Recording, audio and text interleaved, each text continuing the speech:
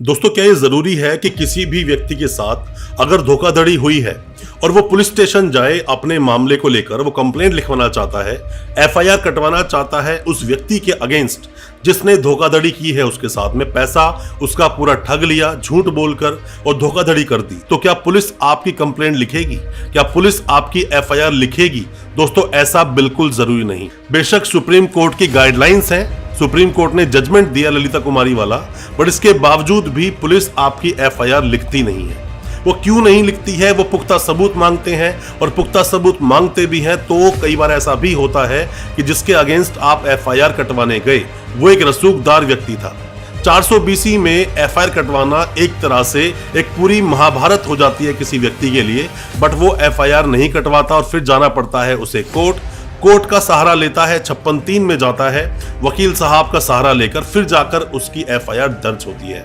अगर आपके साथ भी कोई धोखाधड़ी किसी भी तरह से हुई है, पैसे की ठगी हुई है आपके साथ में, आप चाहते हैं किसी के अगेंस्ट 420 में कंप्लेंट करवाना, और 420 के साथ साथ ही और कौन कौन से सेक्शंस आपको ऐड कराने जरूरी हैं ताकि वो व्यक्ति अरेस्ट भी हो और जेल भी जाए, क्योंकि 420 में पुलिस भेज ही देगी जेल, जरूरी नहीं। किस तरह से एफआईआर कटवानी चाहिए और कंप्लेंट कैसी बनानी चाहिए, सब कुछ बताऊंगा अपने इस वीडियो में। ज्यादा कुछ जानने के लिए दोस्तों बने रहिए हमारे इस वीडियो के साथ। नमस्कार दोस्तों, फिर एक बार स्वागत करता हूं आप सभी का अपने इस यूट्यूब चैनल पर, जिसका नाम है फाइट फॉर ट्रू, और मेरा नाम है वीरेंद्र वर्मा।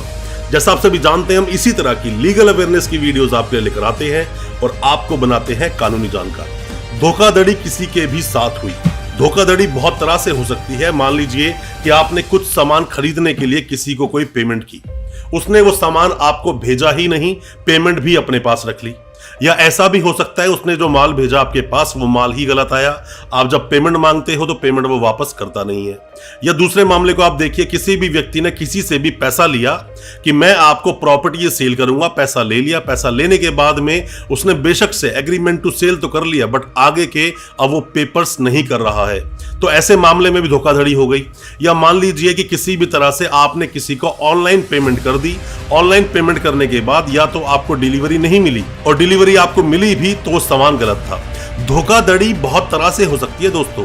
धोखाधड़ी 1 रुपये से लेकर 1000 करोड़ तक, लाखों करोड़ तक, हजारों करोड़ तक हो सकती है, डिपेंड करता है मामला क्या है। मैं आपको पहले से ही बताता हूं, खास करके जब धोखाधड़ी के मामले हों तो शुरू से ही किसी भी वकील साहब की आप एक एडवाइस लें, उनसे कहें कंप्लेंट बना कर दें, अपनी सारी बातों का आप उनसे डिस्कस करें, पूरी अच्छी एक कंप्लेंट बनवाएं, और कंप्लेंट के अंदर जितना ज्यादा हो सके, अगर आपको किसी भी तरह से उसने फॉर्ज डॉक्यूमेंट भी कुछ दिया था, अक्सर लोग क्या करते हैं, कुछ चीज बेचने के लिए फॉर्ज बिल रेडी कर लेते हैं।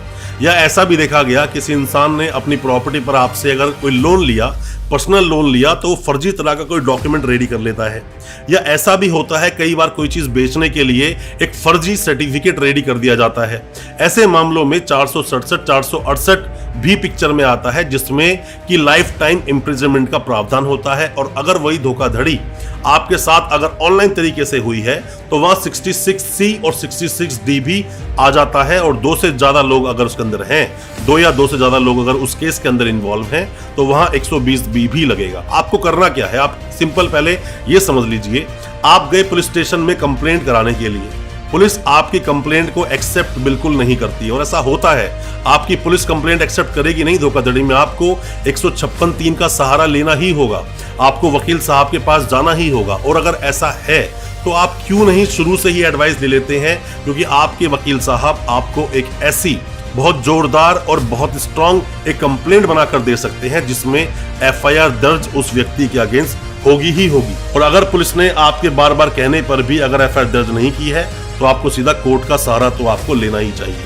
आप हमेशा बहुत ही स्ट्रांग एक कंप्लेंट को बनाएं, बहुत स्ट्रांग कंप्लेंट आप हैंड रिटन लिखें। हालांकि आप पुलिस स्टेशन जाओगे, पुलिस स्टेशन जाने के बाद आप कहोगे धोखाधड़ी की मुझे कंप्लेंट लिखवानी है, कंप्लेंट हालांकि उनको लिखनी पड़ेगी, यही बोलता है देश का कानून, बट यहाँ पर पुलिस वाले हमेशा उन चीजों को दाएं बाएं करते हैं, हमेशा अवॉइड करते हैं, और आपकी कंप्लेंट नहीं लिखी जाती है। वकील साहब का आप सहारा लेंगे, धोखाधड़ी के मामलों में घबराएं नहीं, कंप्लेंट नहीं लिखी जाती है, ऑनलाइन कंप्लेंट कर दें। ऑनलाइन कंप्लेंट करने का भी आपके पास एक ऑप्शन होता है, बशर्त यह है कि आप उस कंप्लेंट को जितना ज्यादा हो सके उतना मजबूत बनाएं, ताकि जब जिसके अगेंस्ट आप कंप्लेंट कर रहे हो वो कम से कम अरेस्ट तो हो।